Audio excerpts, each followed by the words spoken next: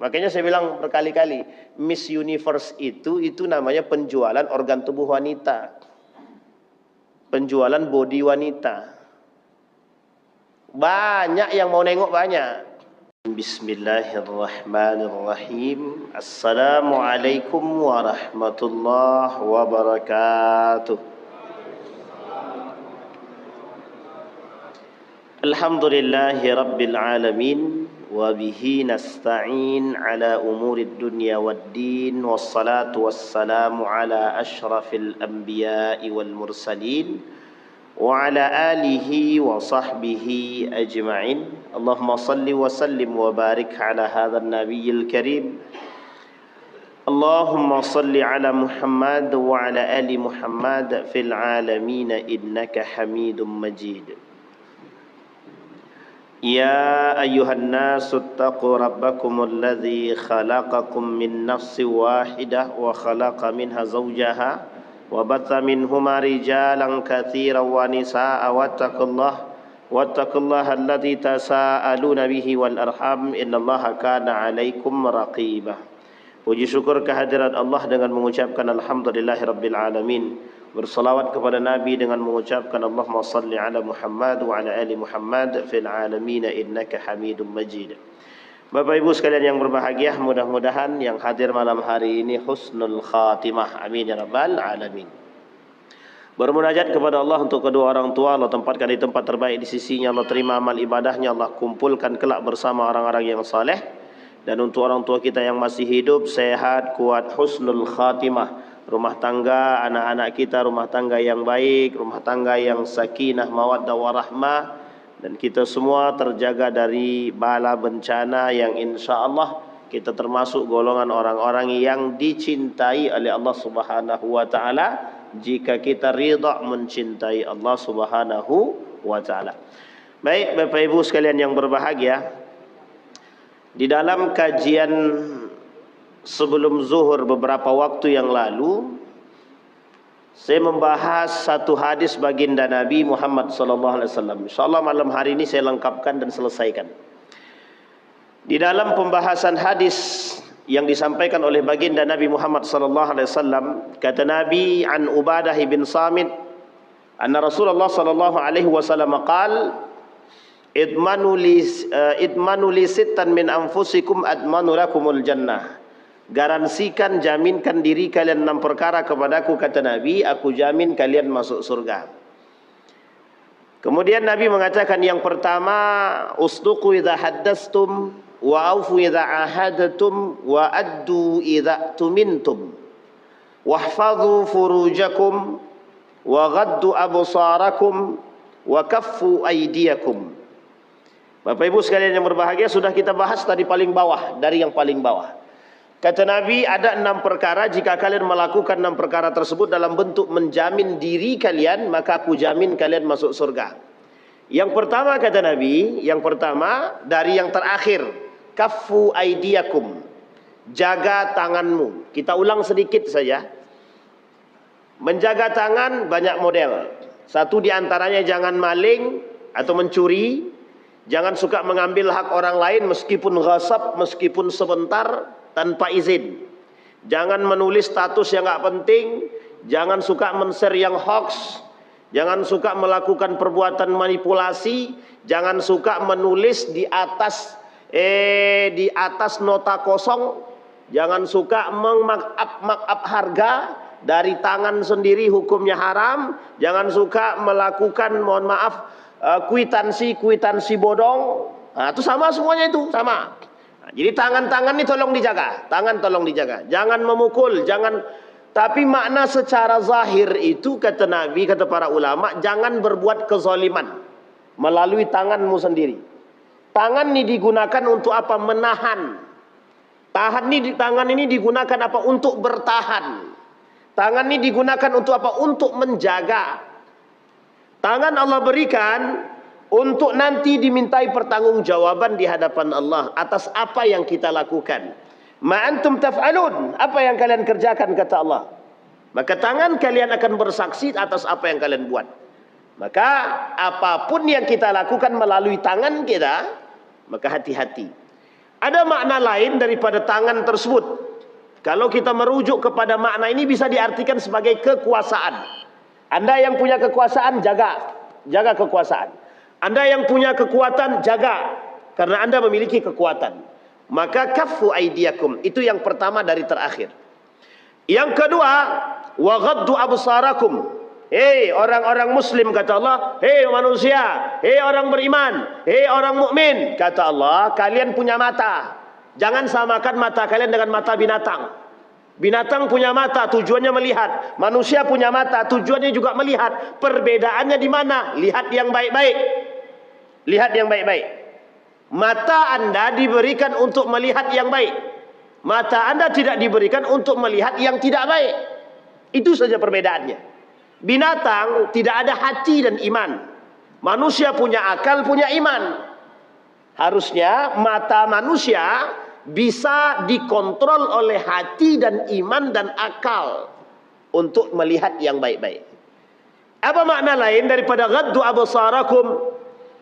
Kata Allah dalam Al-Quran, qul li azwajikum yaghudduna min absarihim. Qul li azwajina yaghdudna min absarihinna. Katakan buat istri-istri kalian, biar mereka jaga pandangan. Sudah ada yang halal, jangan cari yang haram. Katakan buat suami-suami kalian, sudah jelas ada yang halal di rumah, jangan cari yang haram.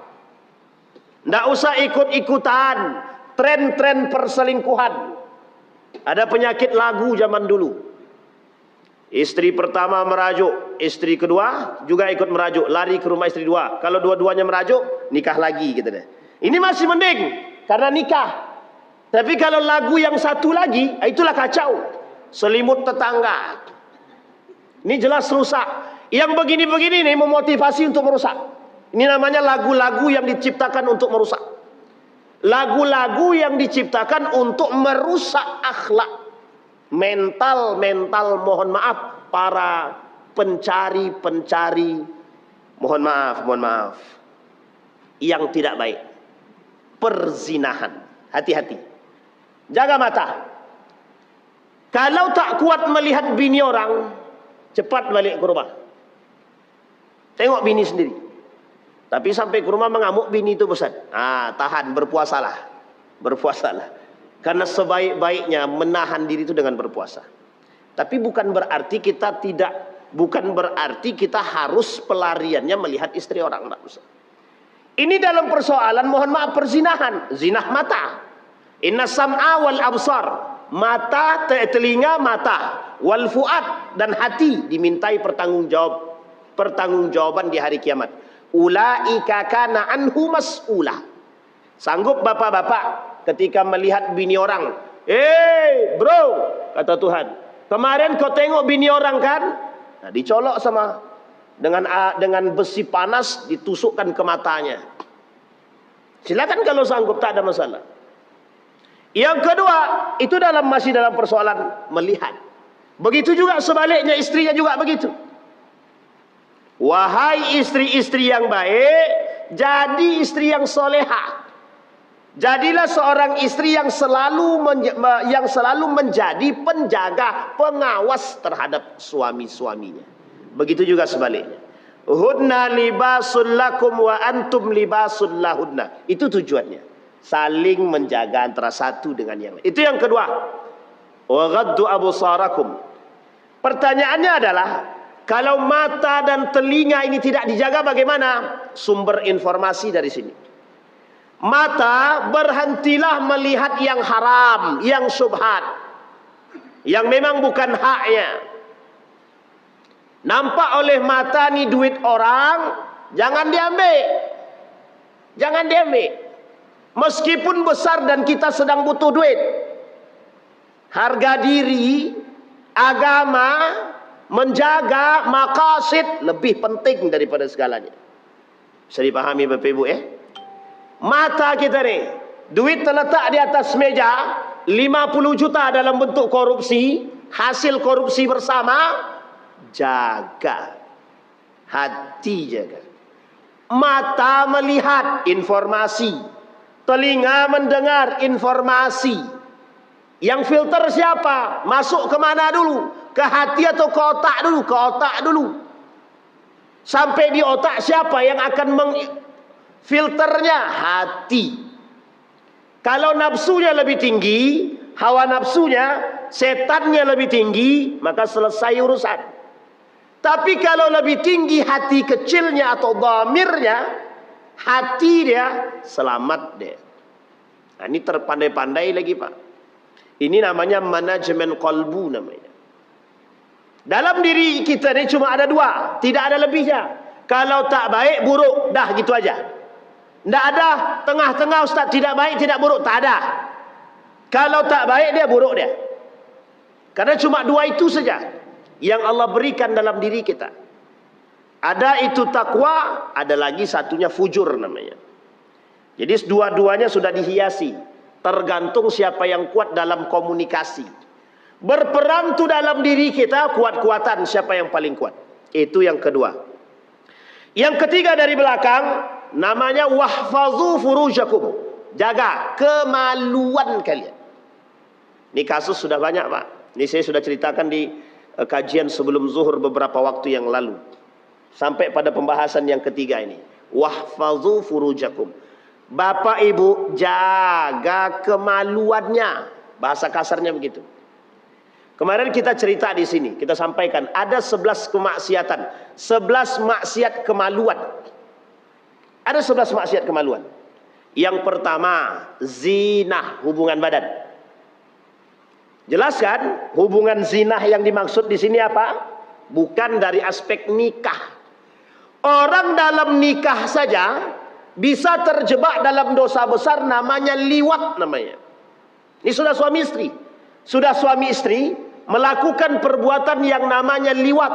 Liwat itu tahu Bapak Ibu? Mohon maaf, agak vulgar sedikit. Berhubungan lewat jalur belakang, lewat dubur. Na'udzubillahi tsumma. Bahasa lainnya apa? Bahasa lainnya sodomi. Sodomi apa sodom? Itulah pokoknya. Bapak Ibu lebih paham lah. Ini tak bisa dimain-mainkan. Yang begini tidak bisa toleransi. Agama tidak punya toleransi dengan hal begini. Karena diharamkan secara keras dalam agama. Bisa dipahami Bapak Ibu ya? Satu, zina. Apa maksud daripada zina di sini? Berhubungan badan, pacaran. Bapak Ibu yang punya anak laki-laki, perempuan, haramkan bagi mereka pacaran. Haramkan. Kalau sanggup Bapak Ibunya dengan anaknya. Kalau anaknya lebih kuat, maka mohon maaf, orang tuanya tak akan sanggup melarang anaknya. Jadi tampunglah dosa itu terus. Tapi kalau kami sudah keras, Ustaz sudah mengingatkan dia, Ustaz, cuma dia lebih keras daripada kami. Ya, secara hukum mungkin lepas kita dari tanggung jawab. Tapi orang tua mana yang mau melihat anaknya terjebak dalam dosa? Kecuali orang tua yang tidak punya iman. Nak, kemana kau? Dah pergi malam minggu deh. Sama kawan bah. Laki-laki perempuan? Laki-laki bah. Mana dia? Kenapa tak kau kenalkan sama bapakmu? Berarti orang tua yang tidak punya iman namanya begitu. Jadi kalau ada orang tua memberikan ridho kepada anaknya untuk berjalan dengan laki-laki lain, kalau anaknya perempuan, berarti orang tuanya tidak punya iman. Jadi orang tuanya sedang membangun atau membuka gerbang neraka bagi diri dia sendiri. Terserah Bapak Ibu mau takut atau tidak, tak urusan. Yang jelas, orang tua yang memberikan peluang kepada anaknya untuk melakukan zina, untuk melakukan hulwat, untuk memberi ruang kepada syaitan untuk menghasut mereka berzina, orang tua tersebut masuk dalam neraka. Bisa dipahami Bapak Ibu ya? Jadi kalau anak-anak kami yang pacaran itu bagaimana Pak Ustadz?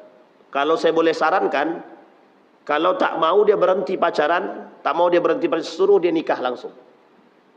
Kalau tak mau juga dia nikah langsung, usir dari rumah. Kalau anak lebih keras dari kita, selesai kita Pak. Kalau anak lebih keras dari kita, selesai kita. Ustaz, tapi kami numpang makan sama dia Ustaz. Dia melakukan perbuatan haram, kita numpang makan kepada dia, tinggalkan dia kalau tak mau. Masih banyak tempat lain, masih. Kalau ada anak yang melantarkan orang tuanya, mohon maaf, dan tidak mau mendengarkan perkataan orang tuanya, karena orang tuanya mengajak dia kepada yang halal, tapi dia justru memilih yang haram, tinggalkan. Jangan sampai Bapak Ibu ikut makan yang haram.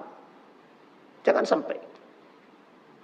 Ustaz, tidak segampang itu. Kalau gampang masuk surga semua. Karena tidak segampang itu, kita perlu perjuangan. Setiap orang di antara kita nih punya problem beda-beda. Ada yang anaknya soleh, bapaknya tidak soleh.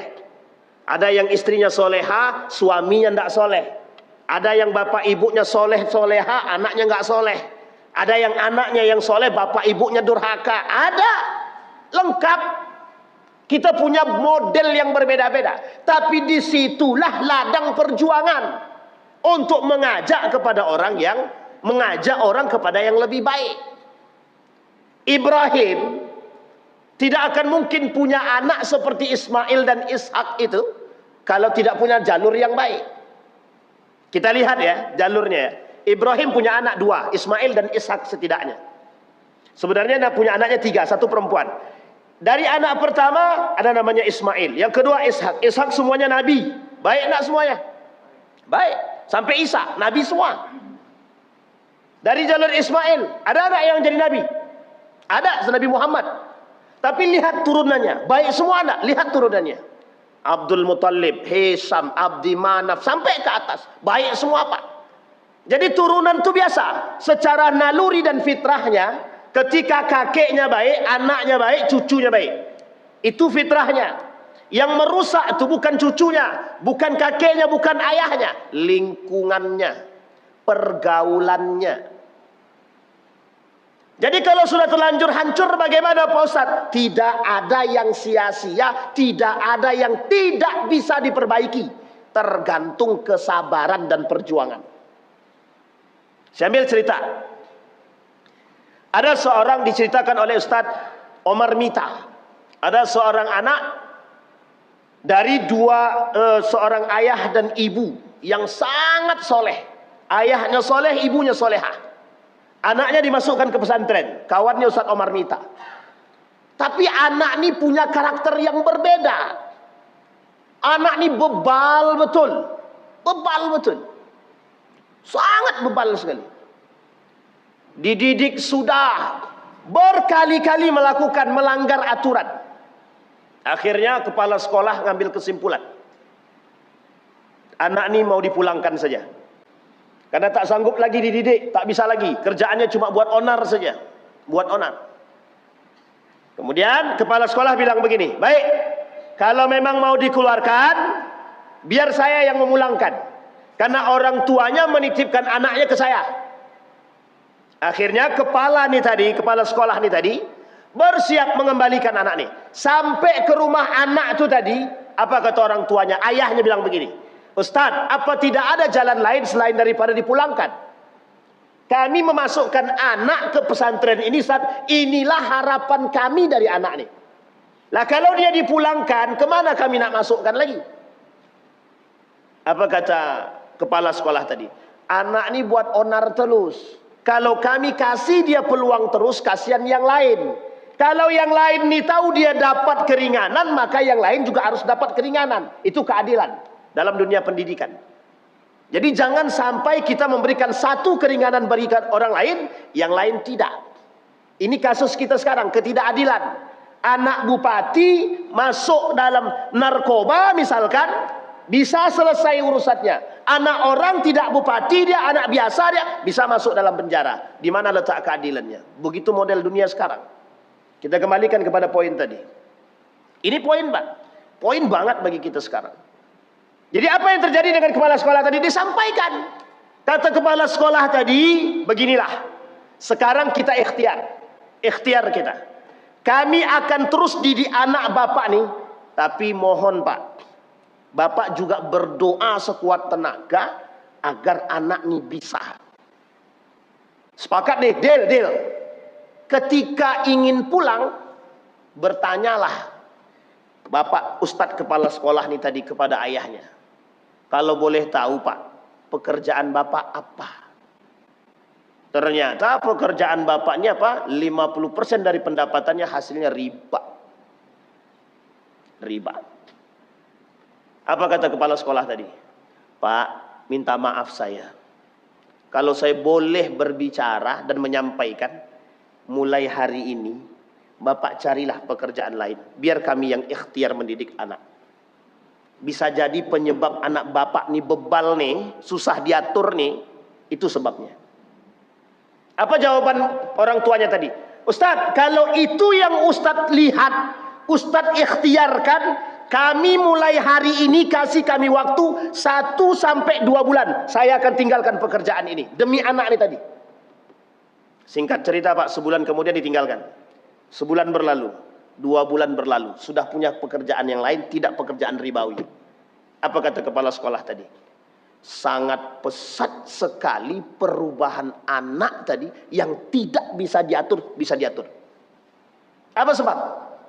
Apa sebab? Yang masuk ke dalam anak itu yang haram. Bisa jadi anak yang bebal, yang suka pacaran, bapaknya pacaran dulu. Dan bapaknya belum tobat. Bisa jadi anak yang mohon maaf, narkoba, anaknya susah diatur. Bisa jadi bapaknya makan hasil korupsi. Bisa jadi makan yang haram, ribawi. Bisa jadi. Sangat bisa jadi sekali. Jadi persoalan pendidikan tidak bisa dimain-mainin. Persoalan riba tidak bisa main-main. Persoalan yang haram yang dimakan tak bisa main-main. Apalagi yang subhat tidak bisa main-main. Apalagi yang haram. Jadi jangan coba-coba main dengan yang haram. Kalau mau main dengan haram, coba buktikan sendiri. Buktikanlah. Mau coba silahkan. Bapak Ibu, kita nih sekarang tak bisa lagi main, udahlah jangan lagi pakai yang riba. Tidak bisa. Langsung sampaikan Anda pelaku riba haram. Neraka, selesai Pak. Mau dia sadar, tak sadar, tak urusan Pak. Karena lembek itu tidak membuat orang sadar sekarang. Semakin kita lembekkan, semakin jadi Pak ribawinya Pak. Haram. Ada cerita dari Ustadz Adi Hidayat.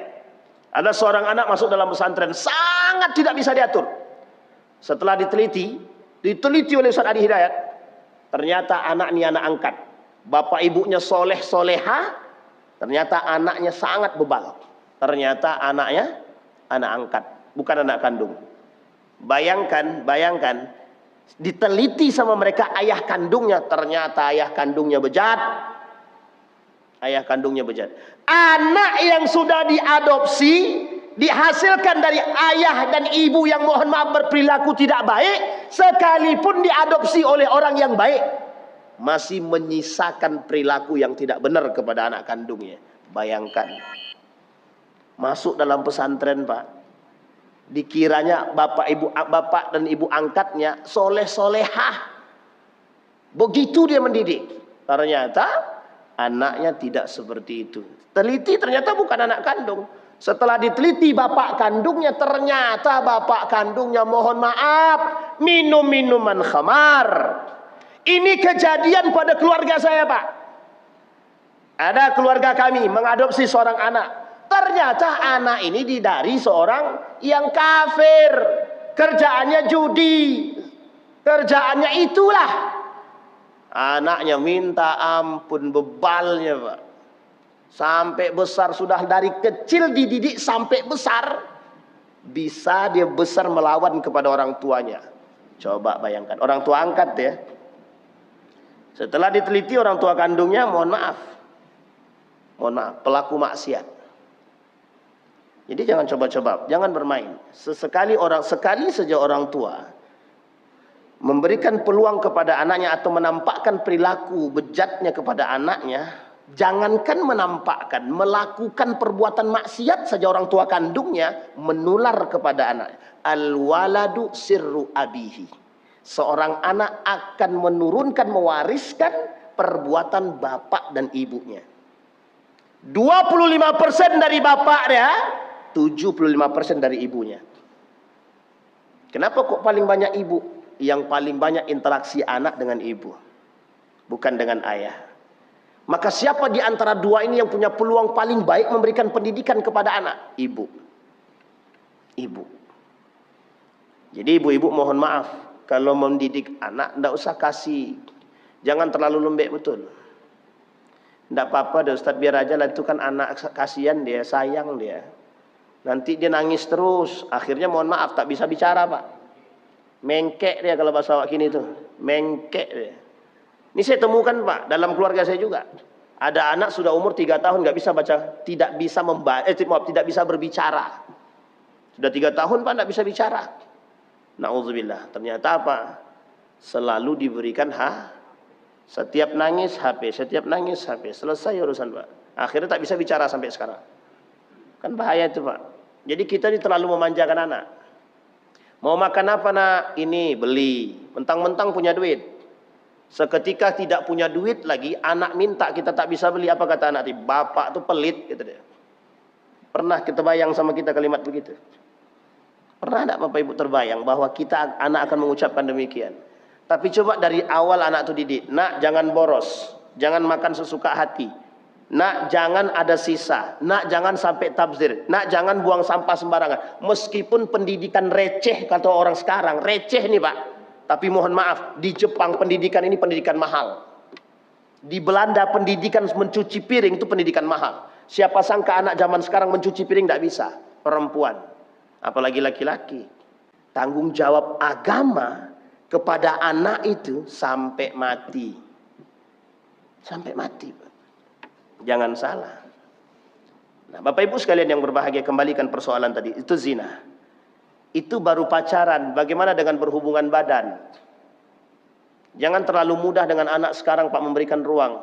Boleh kau jalan nak jam 10 malam, jangan lupa. Pokoknya jam 10 malam sudah harus pulang. Bapak Ibu tahu apa yang dia buat dari jam 8 sampai jam 10 malam itu? Pernah terbayang tidak? Jangan menyesal di belakang. Mohon maaf. Married by accident. Akhirnya apa? Hamil duluan baru nikah. Ini sudah persoalan hukum Pak. Sudah lain cerita. Tak dinikahkan malu kita. Ujung-ujungnya apa? Gugurkan kandungan. Dosa enggak tuh? Sudah zinah dosa. Kemudian kita gugurkan membunuh anak. Dosa 2, 3 dosa sekaligus. Dosanya bukan kecil-kecil Pak. Dosa besar semua. Jadi jangan terlalu mudah menormalisasikan perbuatan-perbuatan zina sekarang Pak. Kan cuman berteman aja. Cuma gara-gara berdua itulah setan dan iblis tuh senang Pak. Bapak kasih juga ruang dia untuk berduaan tuh. Tapi berduaannya di masjid. Jangankan di masjid, dalam masjid pun haram. Ya. Kadang-kadang Pak, mohon maaf, kadang-kadang sensitif, bukan sensitif, emosi kita dengan orang tua yang memberikan ruang kepada anaknya. Mohon maaf, berbaur dengan laki-laki terlalu dekat sampai tidak ada batas. Sudah tahu pergaulan kita sekarang itu sebebas-bebasnya. Tak ada rasa takut ke dalam diri kita. Tak adakah rasa takut tanggung jawab besar kita ke hadapan Allah sebagai pengkhianat Pak? Orang tua yang tak bisa memberikan pendidikan agama kepada anaknya, mohon maaf, dengan lantang saya katakan pengkhianat di hadapan Allah. Pengkhianat Pak. Orang tua yang tidak memberikan pendidikan agama kepada anaknya, pengkhianat kata Allah. Pengkhianat. Berarti kami harus masukkan anak kami pesantren? Tak harus. Tapi kalau mau baik sangat. Kenapa demikian Ustaz? Ya harus begitu Pak. Dalam pesantren saja pelecehan terjadi. Bagaimana kalau di luar pesantren? Kan kita sudah berkali-kali menyampaikan di sini Pak. Ini entah yang mungkin yang keempat kali itu yang ketiga kali. LGBT di Pekanbaru nih, Riau nih nomor 5. Itu saja, nomor 3-nya Sumbar. Selesai Pak. Mau nomor berapa lagi kita Pak? Mohon maaf. Di Tembilahan tuh ada satu orang kawan saya, kebetulan duduk sebagai anggota dewan. Itu aja curhatannya Pak. Sekarang dia mau buat, kapan lagi kita punya, mohon maaf, perda LGBT seperti yang di Makassar. Setiap nampak celah habisin. Begitu Pak, dulu Sumatera, mohon maaf, dulu Aceh itu Pak, laki-laki perempuan boncengan yang bukan mahram nikahkan Pak. Begitu dia. Itu penting kita perda begitu Pak, penting banget, jangan kasih ruang. Setiap malam tahun baru, wah harame itu Pak. Mohon maaf, hotel-hotel penuh. Entah suami, entah istri, tak tahu kita Pak. Jangan-jangan suami dengan istri orang. Na'udzubillahi tsumma na'udzubillah. Dan unik sekali Pak. Kadang ini kita terlalu Ustaz ini suudzon aja. Bukan suudzon Pak. Bapak Ibu boleh cek sendiri deh. Anak sekolah sekarang tak usah lah. Kita kalau Bapak Ibu anggap saya ini suudzon, boleh cek. Anak sekolah kalau pulang sekolah bagaimana? Saya tanya. Ada nggak yang tidak boncengan? Banyak nggak yang boncengan itu? Kenapa kita kasih ruang? Ya cuma dia yang bisa bantu anak saya Pak. Itulah peluangnya Pak. Mohon maaf. Pernah Bapak Ibu berpikir, mohon maaf, yang bonceng ini berpikir negatif dia? Ustaz husnuzon aja. Kita boleh saja berhusnuzon, tapi berhusnuzon pada kemaksiatan tak baik, Pak.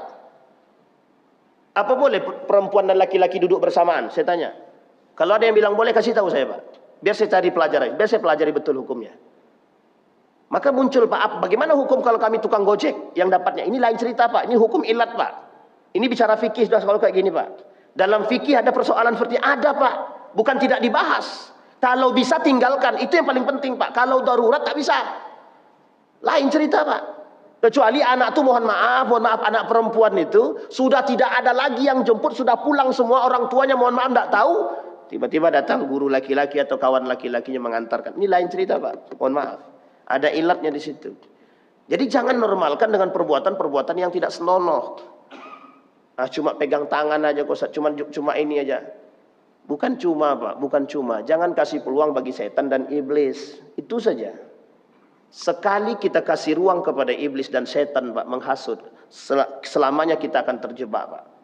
Hari ini Bapak kasih sebentar deh setan untuk menghasut. Sedikit aja ruang setan menghasut. Setelah itu akan banyak ruang-ruang lain yang terbuka untuk dia terus menghasut. Hari ini satu setan yang menghasut karena terbuka satu ruang. Besok 2 ruang yang terbuka. Besoknya lagi 3 ruang yang terbuka. Besoknya lagi habis, Pak. Saya kasih contoh. Bapak Ibu 40 hari sholatnya di masjid, tidak pernah tinggal. Hari ke-41, lihat iblisnya bagaimana cara menghasutnya. Tak sama dengan sebelumnya 40 hari itu. Yakin saya, Pak. Kenapa tak sama? Tingkatan setannya sudah naik tingkat. Sekali dari setelah 41 itu, sekali saja Bapak Ibu tidak ke masjid. Sekali aja, tidak usah 1 hari, 1 waktu saja tidak ke masjid. Kira-kira berapa banyak setan yang akan datang menghasut untuk tidak sholat lagi? Tidak cukup 1 setan, bersetan-setan yang datang dengan berbagai macam cara. Kalau sekali ruang kita kasih bagi setan, selamanya dia akan datang. Terus begitu. Jadi jangan kasih ruang, jangan normalkan.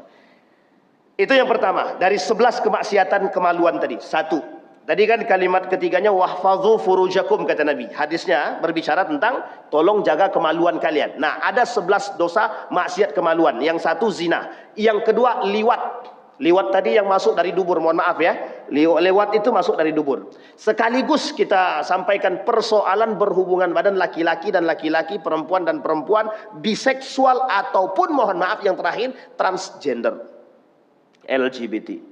Tolong jangan dinormalkan yang begini-begini. Jangan dinormalkan. Kalau Bapak Ibu nampak laki-laki, anak kita jalannya sudah mulai ke wanita-wanitaan, tolong Pak, tolong cari jalan. Cari jalan. Anaknya kok laki-laki perempuan? Laki-laki, tapi kok kemayu betul. Begini-begini tangan melambai-lambai. Oh, ini tolong Pak, tolong. Sama juga perempuan juga begitu. Nampak Bapak Ibu perempuan kok tomboy betul, tolong kasih tahu. Dia perempuan, bukan laki-laki. Bisa dipahami Bapak Ibu ya? Yang ketiga, zina sudah, zina, kemudian liwat, berhubungan lewat belakang, itu dosa besar. LGBT sudah. Yang keempat, Pak, yang keempat, zina juga masih dalam dosa kemaluan. Memperlihatkan dengan sengaja kemaluan. Bisa dipahami maksud ini? Bisa ya Bapak Ibu ya? Memperlihatkan dengan sengaja. Saya kira tidak ada yang mau lah Ustaz memperlihatkan kemaluan itu dengan sengaja Ustaz. Iya, mungkin tidak ada. Ini bahasanya mohon maaf ya. Kalau kita boleh katakan sekarang, memang secara vulgar menampakkan itu tidak. Tapi yang disebut dengan jual diri sudah banyak. Artinya aurat-aurat bapak-bapak ini tutuplah. Sekarang saya tanya dulu buat bapak-bapak nih, batas aurat bapak-bapak mana?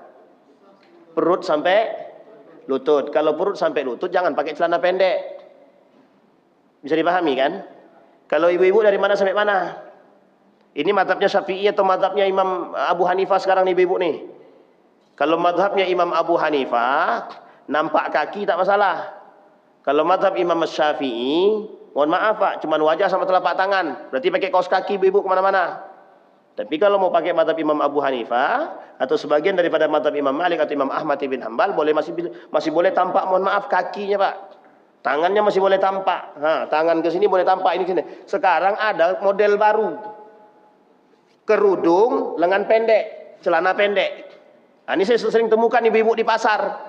Sering nih kita temukan, yang penting berkerudung Ustaz. Tapi bajunya lengan pendek, celananya celana pendek. Itu di mana letaknya itu? Coba kau relasikan itu di mana letaknya itu. Nah, ini ternyata saya tanya, ini gaya apa Bu? Ini gaya baru kata dia. Kan kacau kita. Gaya baru. Kok bisa pula begitu nampak? Ini yang dimaksud. Tidak secara vulgar menampakkan kemaluan, tetapi menampakkan sisi aurat. Nah, kan Bapak Ibu sudah punya HP, yang punya HP, punya televisi, tengoklah di televisi itu. Itu kan isinya penjualan diri semua kan? Jual diri semua itu. Kalau kita boleh kasar Pak, mohon maaf betul kalau saya boleh kasar. Banyak perempuan murahan sekarang. Dan laki-laki murahan, banyak. Itu kalau boleh kasar ya, kalau kita bolehkan kasar. Banyak betul Pak, laki-laki murahan dan perempuan murahan. Cuma karena persoalan duit, jual diri. Makanya saya bilang berkali-kali, Miss Universe itu namanya penjualan organ tubuh wanita. Penjualan body wanita. Banyak yang mau nengok banyak. Makanya Pak, kalau mau jualan, cari perempuan cantik dan seksi. Pasti rame. Insya Allah rame Pak, mayoritas. Kenapa Ustaz? Saya yakin itu.